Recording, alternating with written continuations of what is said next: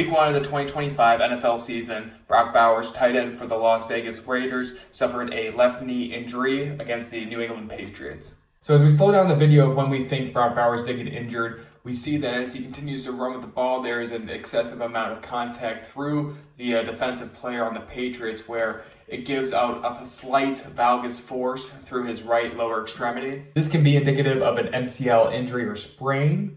However, as we continue to play the video, we also see that his left knee takes a hit when it is in a flex position, when it hits the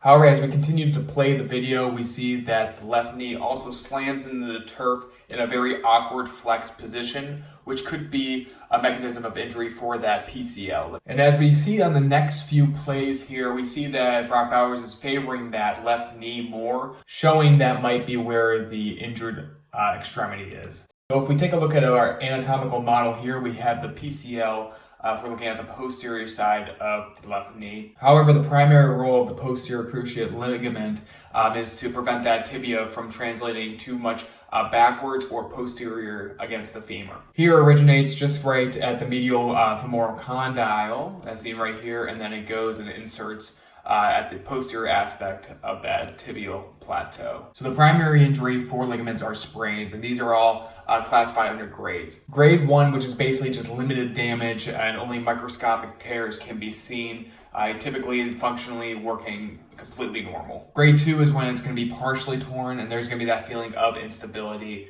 And then grade 3 is when there is a complete ligament tear or rupture. However, due to the fact that Brock Bowers felt fine and there doesn't seem to be too much worry within the Raiders camp, it is likely that if he did injure the PCL, it's probably just a grade 1 sprain, so just those microscopic tears, meaning that he probably won't miss that much time, if any.